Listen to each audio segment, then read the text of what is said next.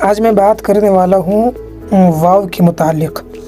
اردو قواعد کے مطابق واو کے 5 قسمیں ہیں: واو معروفہ، واو مجہولہ، واو معدولہ، واو لین اور واو عطف۔ واو معروفہ اس واو کو کہتے ہیں، یعنی واو ساکن سے پہلے پیش ہو تو واو معروفہ، اور واو ساکن سے پہلے پیش ہو لیکن اسے مجہول پڑھا جائے یہ واو مجہولہ۔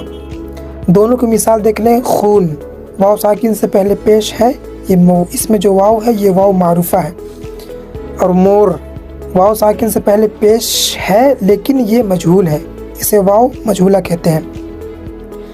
اب رہی واو معدولہ کی بات، تو واو معدولہ اس واو کو کہتے ہیں جو لکھا جائے لیکن پڑھا نہ جائے، جیسے خواب، دسترخوان، خواہش، یہ آپ کا واو معدولہ ہو گیا۔